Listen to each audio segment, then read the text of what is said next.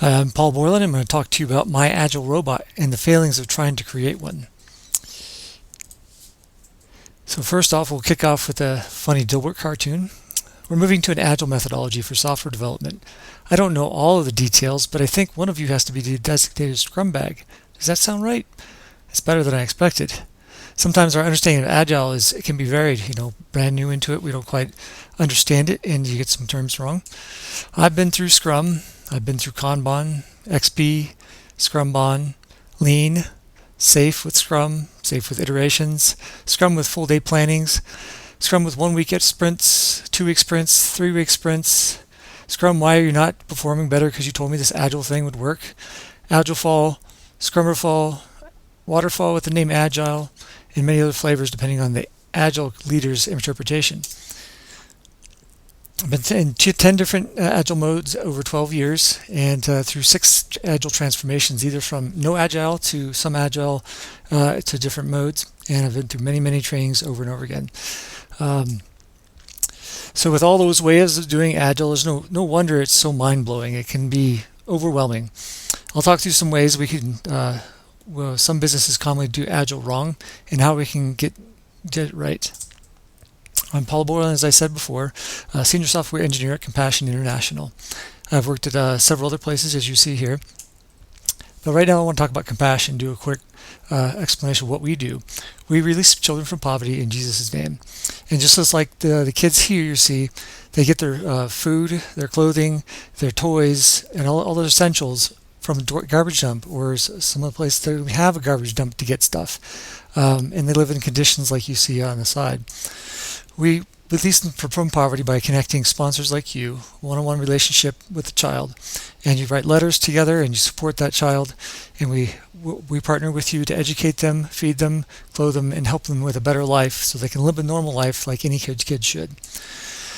We have lots of technical challenges. Some people will say, well, I guess, there's only a couple of people at Compassion to do what the kids need to do. We have some interesting challenges. There are actually over 100 people in IT that keep it going.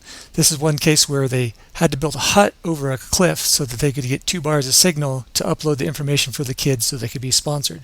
So it's kind of an interesting challenge there. So what's our objectives for this time I'm talking? What is an Agile robot? Why do we fail to build one? What is the right thing to build? So, what is an Agile robot? Well, here's me talking about my Agile robot at a conference. But I'll come back to that. First, I want to give you a video that's kind of set the mood. Im Süden hat der Gegner Zossen genommen und stößt auf Stahnsdorf vor. Der Feind operiert jetzt am nördlichen Stadtrand zwischen Frohnau und Pankow und im Osten ist der Feind bis zur Linie Lichtenberg-Marsdorf-Karlshorst gelangt. Mit dem Angriff Steiners wird das alles in Ordnung kommen. Mein Führer, Steiner Konnte nicht genügend Kräfte für einen Angriff massieren. Der Angriff Steiner ist nicht erfolgt.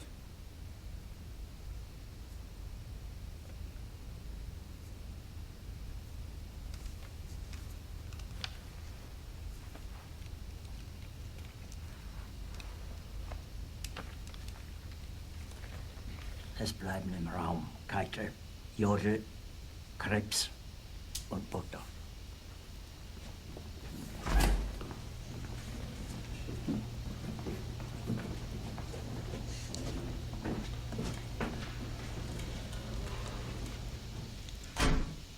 Das war ein Befehl!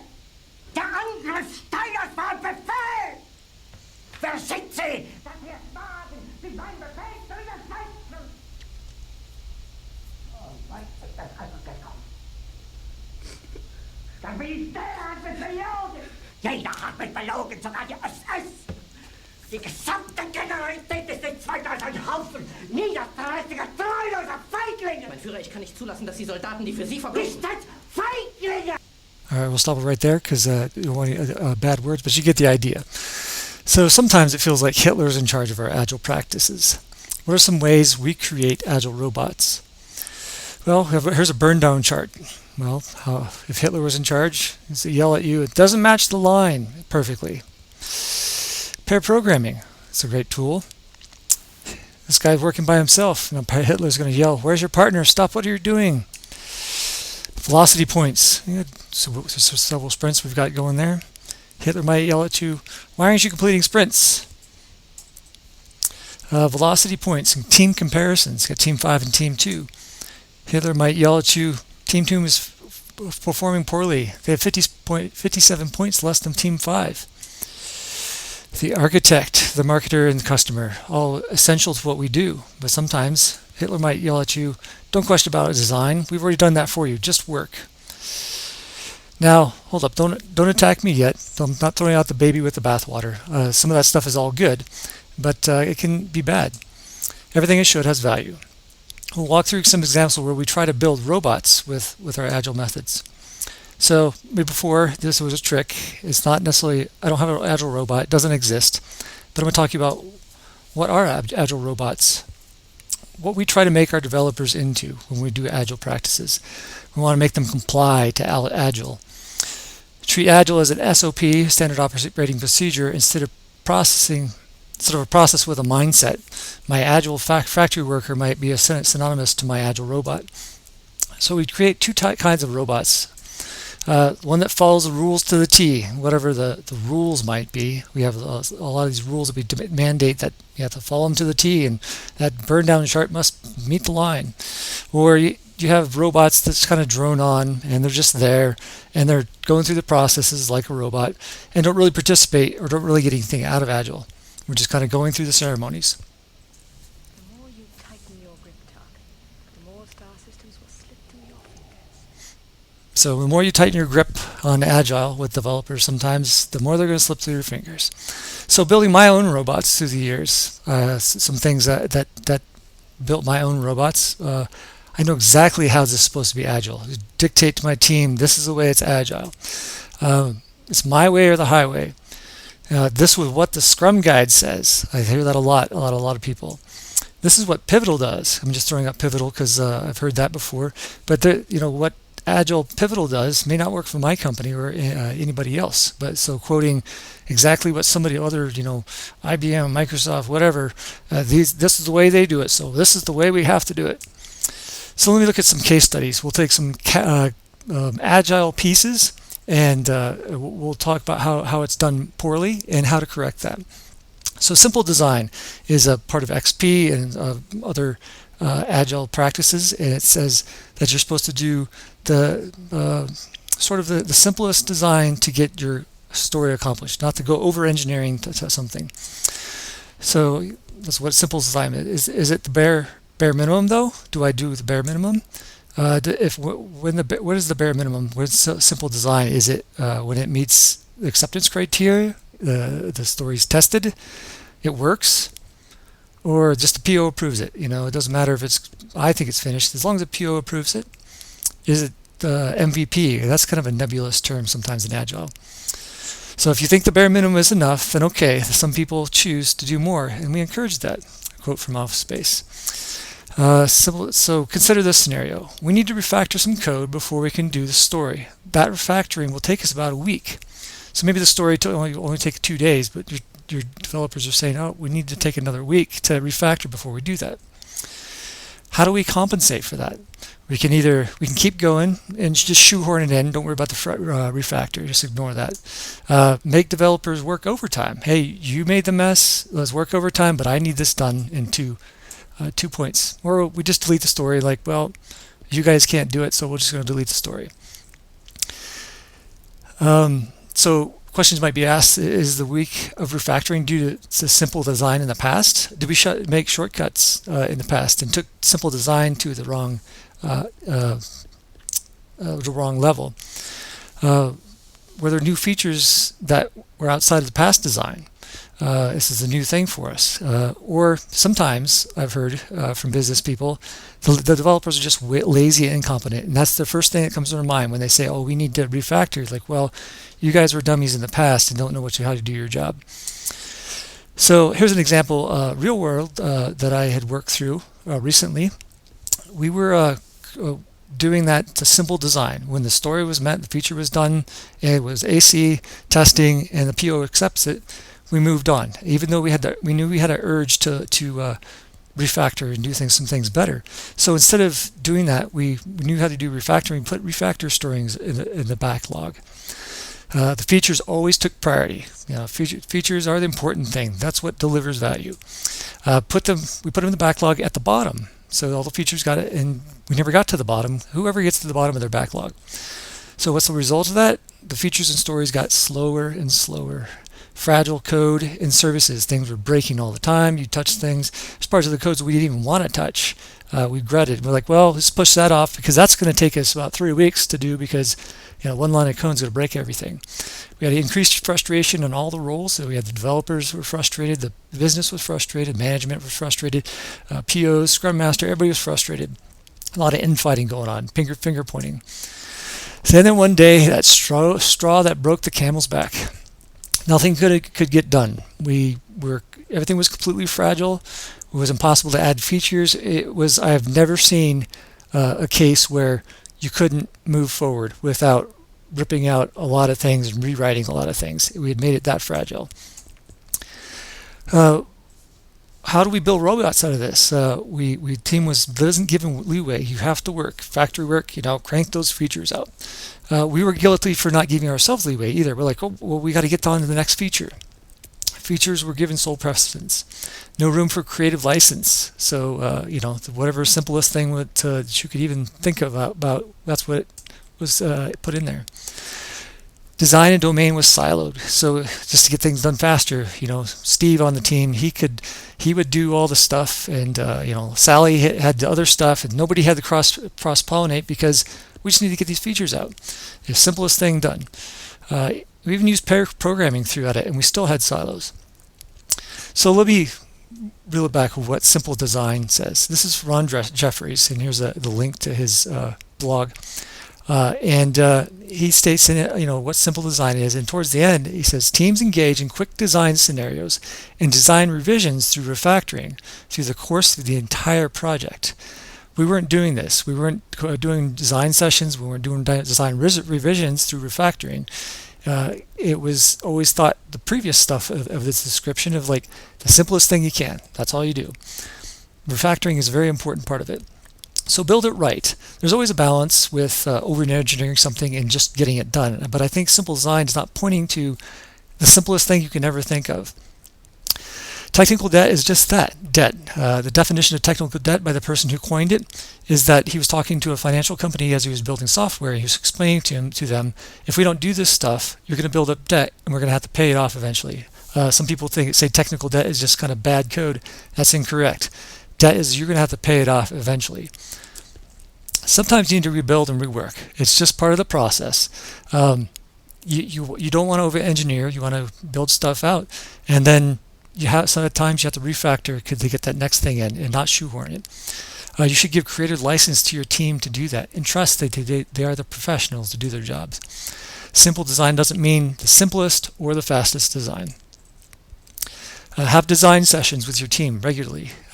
Knowledge sharing. If you do something, share with your team right away what you did and how you did it. Moving on to pair programming.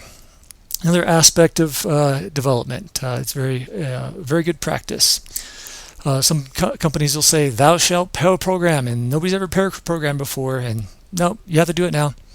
And so here's some of the reactions that people are like, oh, are you kidding me? My first time I heard it as a developer, I thought that was the most disgusting thing I've ever heard. Why would you want to do that? And then there's another class of people. There's probably fewer, in my opinion, from my experience, but they're super excited. Oh yeah, I get to work with people all the time, and I get to do it. So that's great.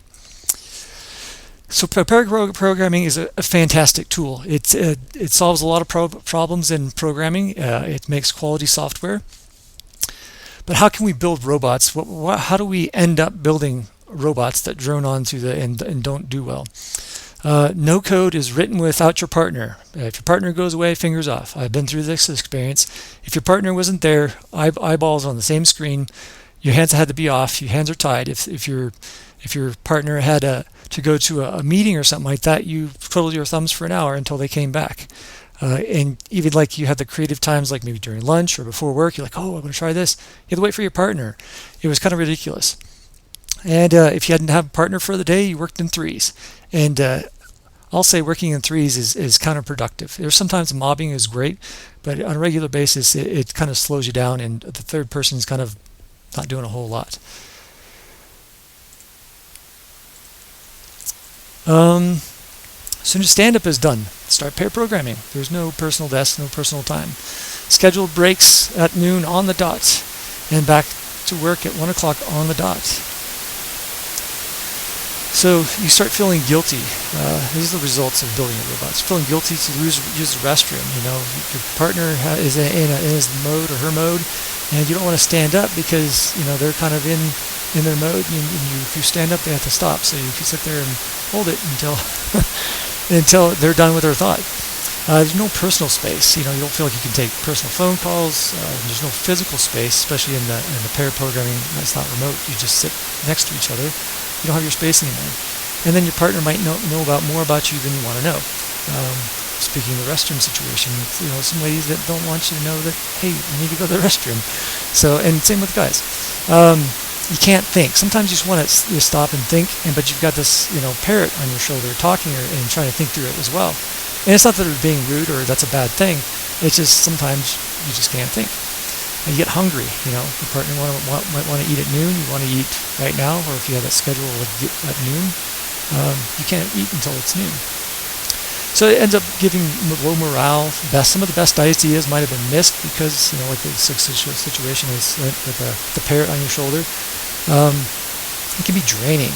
You don't not only have to do with the programming, you have to interact with this person sitting next to you all day.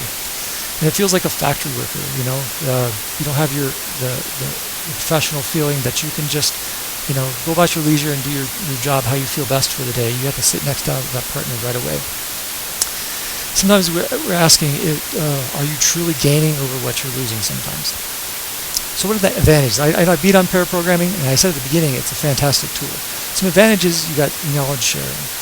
You get better design sometimes. Contrast to what I just said, you might have missed some good design. Sometimes better design, your partner might come up with something you didn't think of.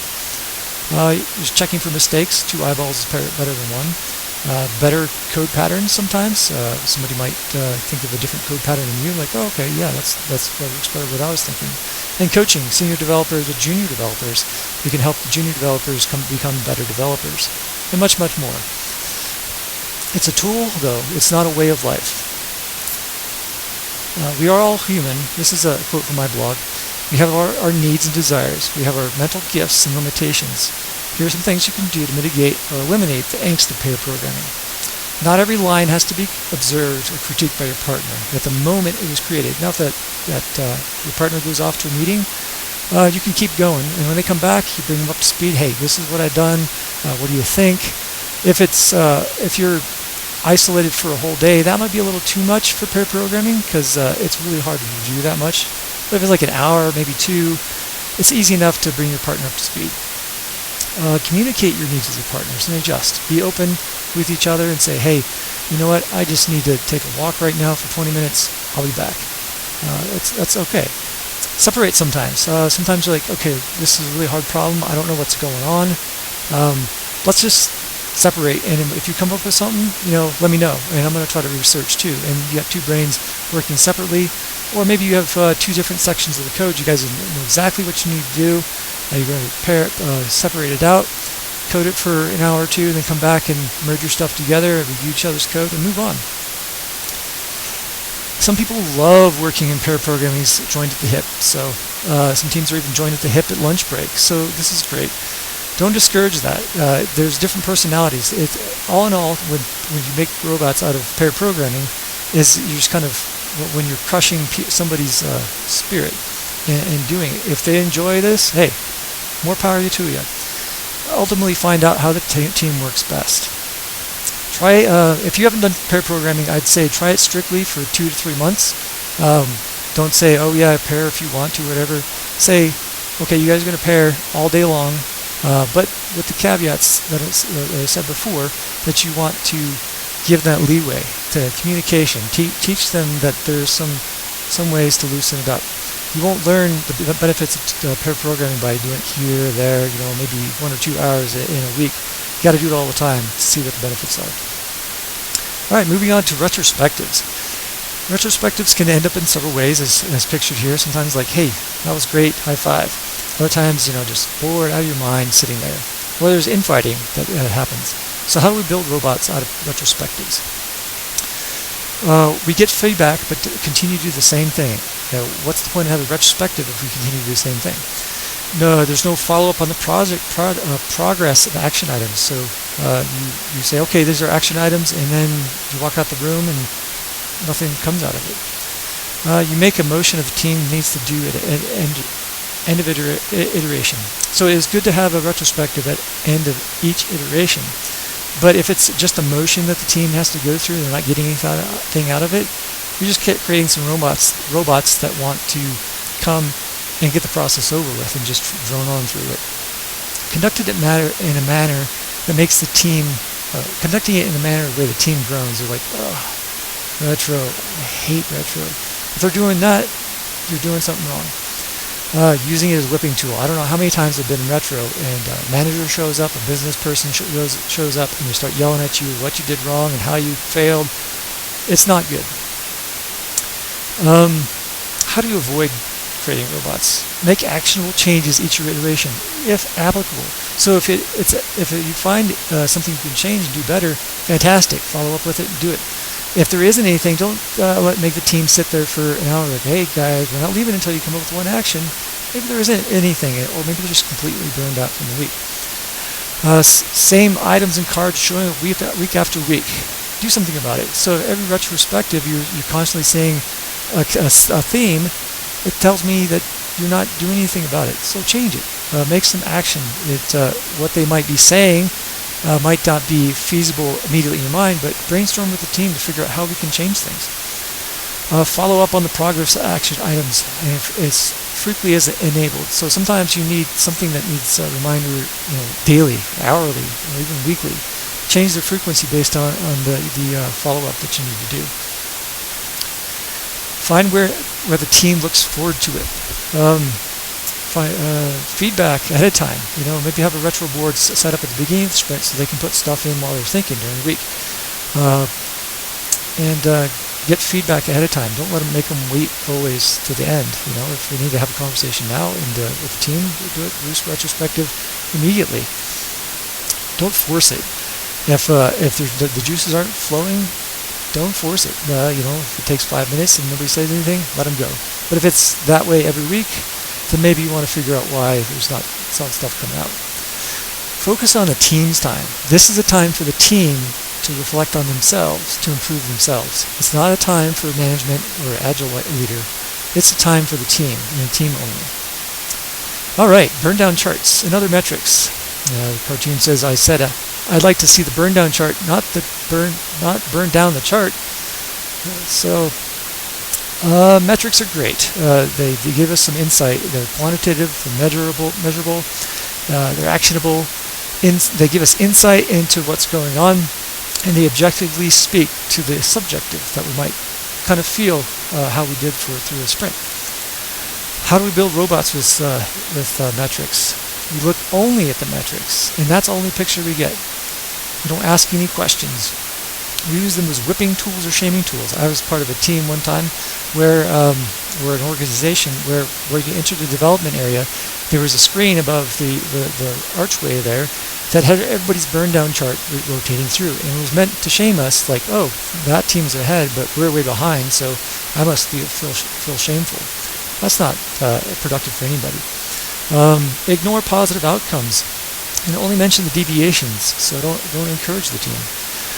Use metrics to compare the teams. So team A, oh well, they've got 75 points already done. Well, you only got 2. What's your problem? So don't compare across teams. So how do we avoid building robots? Teach the team to know what the metrics mean. Sometimes they might not know how that's advantageous to them. Encourage the team to utilize the metrics to help them identify places for improvement. Scrum Master doesn't have to be the sole owner or user of the metrics. If there's, I've seen developers dive into the Agile tools and like, oh, cool, I get to see how this is going. Help them take ownership, and don't have only the Agile people like the Scrum Master be the person to create the metrics and run it run it with the team. Don't force metrics if they're not useful to the team. If it's some business thing, that might be great for outwardly, but don't show the team. It's not important if it's not important to them. Avoid bean counting for upper management requires extra work for the team. I've been a part of a place where we were to burn down the hours on our stories and tasks throughout the day, and if you hadn't burned something down for a couple hours, you heard about it. And if you got to the end of the week and you had been burning down, you really heard about it. They wanted to watch the burn down chart at an almost hourly basis to see that thing go down. But don't do that. The team, the agile methods are for the team and not for the watchdogs.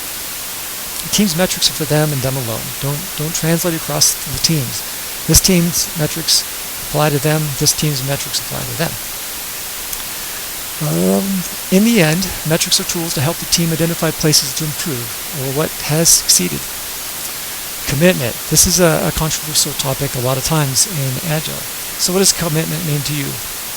Is it commitment, hey, we're all in this together?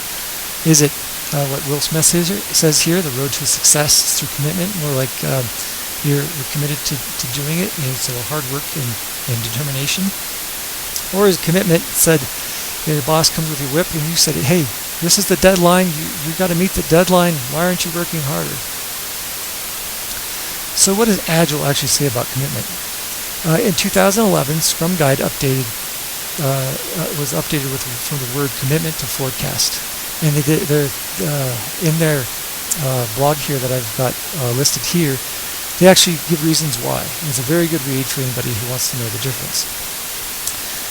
Changes sometimes need to occur. The word is agile, right? So building agile robots. Whatever the team committed at planning is set in stone as if a deadline. Turn agile into a bunch of mini waterfall iterations. You said you would have this done by X date.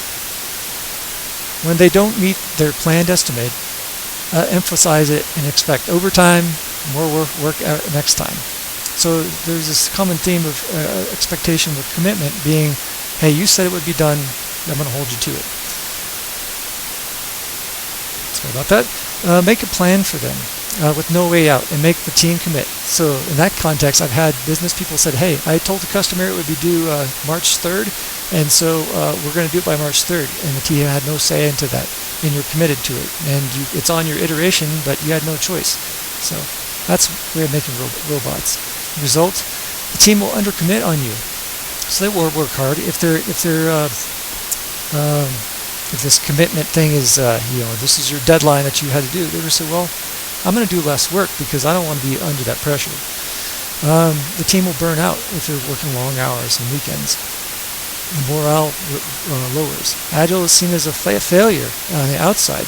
Teams are still getting their work done. They set deadlines and they're not letting Agile and the true word of commitment for Agile come through, and they think, well, they're not doing any better with this Agile thing. So how do we avoid building Agile robots? Find ways to help the team see ownership in their commitments. Give them control of their work. If missed forecasts are talking points, use missed forecasts as talking points to improve. So let me talk about forecasts. I didn't do that as well. I've referred to the change in the Agile Scrum Guide. But forecast is, hey, this is our plan. This is what we forecast we can get done. But things change. Sometimes we don't know what we didn't know at the beginning. Sometimes nothing could have done better. They worked their tails off, and it just didn't work out for them. Listen to why the forecast was off. Like I mentioned before, just look at the burn down charts and not ask questions. Is it something we knew had high risk? Were there external entities in play? Did another team crash their system? We had to go support them? Talk it out. Don't tell. Don't tell the teams that you missed your commitment. Ask them why the forecast was off. Great words of wisdom. My dear brothers and sisters, take note of this. Everyone should be quick to listen, slow to speak, and slow to become angry. Celebrate what went well along with more missed forecasts. Sometimes all they hear was when they missed their commitment, instead of when they actually succeeded in delivering what they had hoped to. So celebrate those wins as well. Commitment, a great analogy that a former vice president told me that I actually absolutely loved, is a great analogy with a general and battle plan. So when a general sees the battlefield and he has some lines that he wants to cross and enemy lines and some other places to take over, he has a general idea of, okay, this squad's going to go here and this battalion's going to go over there, and they're going to do, we hope to be across this line by Thursday, and then we're going to push forward. Well, the general doesn't go off and say, okay, I'm going to go to my retreat and I'm going to go have some coffee. I'll be back in March, and the war will be won according to what I said. Oh no, there's things that happen on the battlefield. The dynamics change. There's surprises. Maybe you didn't win that battle that you thought. The general's constantly reevaluating through his direct reports and on down the changes they need to make based on the layout in the field. So there's constantly being iterated on, constantly being changed. The plan is not set in stone. They didn't set the plan in stone and say that we will win the war and be in France by X date. It doesn't happen. So same thing with software development. We can have a forecast. We can have a great plan of how we're going to strategize. We can have a forecast and say, well, maybe we'll get to this point in this milestone here and this date. But as it changes and as developers start working through things and as customers give feedback and such, the plans are going to change. So you need to be agile and reformulate your plan as you go. So some of you might be squirming in your seats with the old age-old debate of commitment. So yes, teams need to have a sense of commitment to their work. There's commitment to your work and commitment as in deadline-driven development. There's two different aspects to that. So yes, the team needs to be committed. They can't just sit on their tails. They need to be committed. They still need to put forth their best effort. Planning should be as precise as possible with the known constraints at the time of planning. If teams just cannot get their planning nearly correct for like sprint after sprint after sprint, they need to change something. It's not beating them up, they missed their commitment. It's the agile leaders like the Scrum Master to help them figure out how they can plan better. All right, let me reframe it all. We've talked through some aspects, a few examples from my experience to get you going. There's lots of other aspects where you can create these droning robots in your organization and not really have Agile fully show its fruition. Agile isn't a process or an SOP. It's to be slapped on top of development teams. It isn't supposed to magically make them better. I've been through Agile transformations where, hey, we're going to do this Agile thing, and then the upper management grumbles that, hey, we spent all this money in Agile training and they're not performing better. Well, that's not what it's meant to be. Keeping your old ways. You start Agile and you still do the same thing. Or even you've been Agile for years, but you go through retrospectives, you do the same thing over and over again. That's how we make robots. We keep old mindsets. Mindset is a huge thing. I'm going to talk about that in a little bit. Slap an Agile sticker on top of your current processes. It's not where the boss says, haha, I'm going to create my robot army by having this Agile thing. It doesn't work that way. So what is important? How do we avoid building Agile robots? Do you see a theme? There's rules versus humans. We're talking about people here. Let me talk about another video. This video actually doesn't work. I apologize for that. But it's from Apollo 11. The lunar module was had a leak in oxygen. They had a problem with that. They had to solve it. And the engineers come up to the lead in command, and they say that they can't install new scrubbers because in the module it was circular, and then the lander it was square, so they couldn't reuse parts and stuff like that. And they asked the leader asked the engineers, okay, go figure it out. And they started to work. They worked hard and they figured it out. Yeah, it's a great scene for collaboration. So they may have identified that the problem occurred, that the oxygen tanks blew a hole, and they can't fix things because the filters are the wrong shapes. However, you'll never think of everything. Those engineers couldn't possibly think of everything, and things do go wrong. But the thing is, the problem was identified. The team responded. And they were good at what they do. They were great NASA engineers, and they let them do it. So we can put controls and practices in place around our developers, but we'll never eliminate all our problems. Agile actually helps you identify your problems. You'll have more problems when you get to Agile, and that's a good thing. Agile helps you adjust and identify those problems. How we try to make an Agile robot with the human element. We exemplify failure, focus on what went wrong, add more Agile restrictions, make the restriction corporate. I've seen where one person on one team did something, and so now we're going to make this restriction, and we're going to make it for every team in the world. You can't, nobody can do CI/CD anymore. I don't know what it was, but, nobody can touch Team City or something. It's kind of crazy to do those type of things for an HR issue. And if you reflect only on the team, it's always the development team's fault, and not maybe the business or the customer or whatever external entity. If you're only reflecting on a team, you're kind of going to make Agile robots. How to avoid making Agile robots. Empower the team. They're good at their job. Let them do it. Pivot and adjust. Expect change constantly. Have the adult conversations and make a plan and move on. Use the framework to adapt and move forward. That's what it's there for. Agile's not there as a process to fit in a box and become a factory worker.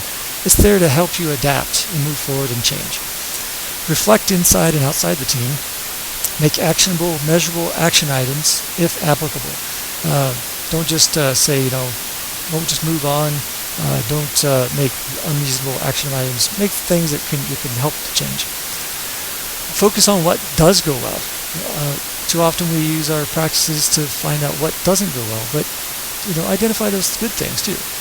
Seek solutions, not blame. Those NASA engineers, they didn't sit there and like, oh well, who was in charge of that project who did the filters? No, they knew they had to solve the situation so that the astronauts could survive. They didn't waste time on blame. Same thing with us as developers. We don't need to waste in development teams. We don't need to waste time on finding who's to blame. Let's go solve the problem and then give a high five afterwards. Developers are truly the professionals, or any agile role in a business. It can be amazing what they can do if empowered. Let them do their job. It's what they're good at. You hired them. Nobody goes out to hire somebody and say, oh, well, I just want, somebody really horrible at development, but I'm going to throw this Agile thing on them and make them, they'll be all better now. No. Let your Agile process empower your team to do their job well. Keep an open mind. You'll be amazed what you can learn from others. Recognize we're all humans. Him, her, you. We're not robots. Now, if there's a caveat to all this, if there truly is an HR issue, focus on the individual, deal with that individual, but Agile process is not to try to help bad seed succeed. Passion. Let's talk about passion. Agile's all about passion. So what drives you? What drives others on your team is the Agile process enabling passions. So my passions, I have my faith, I have my mission at work that I help these kids, and I have a passion for great software. I like to do it right and do it right the first time. Now if you start taking these things away from me at work, I'm going to be very unhappy. I'm going to leave, or I'm just going to stay and be grumbled. I'm going to, just minimal work. I'm not going to really strive to do well in my work. What are your passions? Do you even know what your passions are? So how do we build robots with our passions? You ignore the team's members' passions. Don't even ask. Just, here's your box, go to your box. Implement rules and restrictions that limit or eliminate the team members' passions. Ignore your own passions. Now this is important. It's not about others. Are you ignoring your own passions? Only the elite can do this or that. Sometimes somebody might have a passion of something. Maybe they're not, that elite role, or they haven't had the experience yet. But empower them to get there. How to avoid building robots? We recognize the individual passions, ask them what they are, truly know them and recognize them.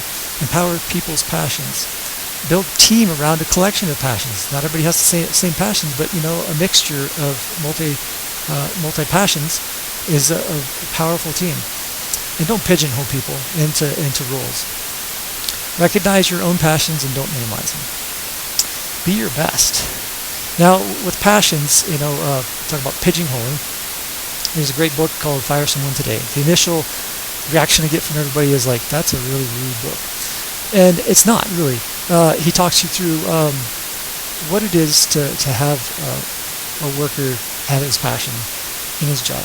And I'm putting little words into that and surrounding that with passion. But what he's kind of talking about, you do try to help a person through their work. They don't seem like they're performing well. You work them through to try to get them to perform well. And sometimes you identify that, hey, this person really isn't the right person for this role because that's not their passion or that's not their skill. Maybe, and so you eliminate them from that role either by moving to another role in an organization, but if that organization doesn't have that role, you got to let them go. It's not like immediate, you're leaving. It's say, hey, we're going to make a transition period for you today. I want you to help you find the job that you're passionate about, and we're going to help you achieve that because I know this is not it for you, and you eventually let them go. It's all about people, and it's about understanding people and their passions. So, Agile mindset. One of my last home hitters here. I didn't understand this until a few years ago. I had this mindset of Agile practices. We got to follow the books. We got to do this. We got to do that. But this one guy named Agile Bob, he unlocked it in my mind what Agile truly meant.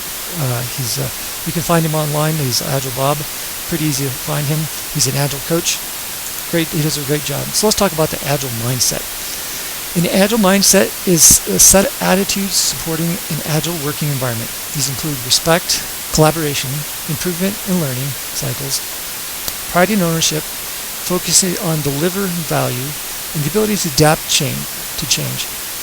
This mindset is necessary to cultivate high-performing teams who in turn deliver amazing value for their customers. And that quote from Susan McIntosh on InfoQ. So let's pick that apart again. Let's reiterate. Respect, collaboration, improvement and learning cycles, pride and ownership, focusing on delivering value, ability to adapt to change, and those cultivate high-performing teams and deliver amazing value. So I want you to maybe stop and think about those various aspects. What does that mean to you? And if you don't know what those mean in the aspect of Agile, go look it up. Go ask an Agile coach or read some blogs. What some other people said when I asked in a forum, I said respect for people. Here it is again. Sustainable pace, simple solutions, team focus, collaboration, accountability, maturity, personal discipline, we over me, radical transparency, value focus, willingness to keep introspecting and adapting with an interest on improving the software, the team, and the quality of life. That's one thing we skip a lot with Agile, or some people might, is the quality of life. It's not just about the software and the team, it's about the quality of life. So, when people first get into Agile, they think, okay, here's all the things wrong with what we're doing. So now, thou shalt not, and we slap all these Agile things on it. You can't do that anymore. No, that's not what Agile is about. Agile is about releasing development teams from what's holding them back. So it's not about creating robots. The Agile mindset isn't loading the weight of Agile on the teams. They got their daily jobs, and now we've got these processes and ceremonies that we have to do on top of it, and they just kind of have to drag this new thing with them, and they don't like it. It's about releasing them from what's holding them back. Agile is to identify those things that, hey, these things aren't working for us. This is why we're slowing down. Let's remove those impediments so the engineers and other development parts of a development team can do their job and do it well as professionals. So I went through the Agile mindset. I found a blog here, and I made a word cloud out of it. And I was actually pleasantly surprised what came out of it. So the big thing, the big elephant in the room is problems. You have problems. Agile identifies the problems. your problems don't go away with Agile. They're right there in your face, and that's intended. Your problems are complex. They're not simple problems. They're complicated. You need changes, and change needs to occur. But you need to be positive throughout the change. It can't be a negative journey. Everyone's trying to do their job, and they want to do their job best. I haven't met only but a handful, but most people I work with, they want to do their job and they want to do it well because they like accomplishing things well. And it's enabling the teams. It's not about empowering a business to see metrics or deadlines to be met that are pulled out of the sky. It's enabling the teams to do their work well. It's about trust inside the team, outside the team, every direction. Yes, it is a process, and there's some process pieces for it. But it's to enable teams to be successful and solve the big, ugly problems. All right, well, thank you for listening. I hope you enjoyed some of these aspects. I hope it tickled your mind. But go forth in Agile and enjoy what you do with Agile. You can connect with me on Twitter and LinkedIn.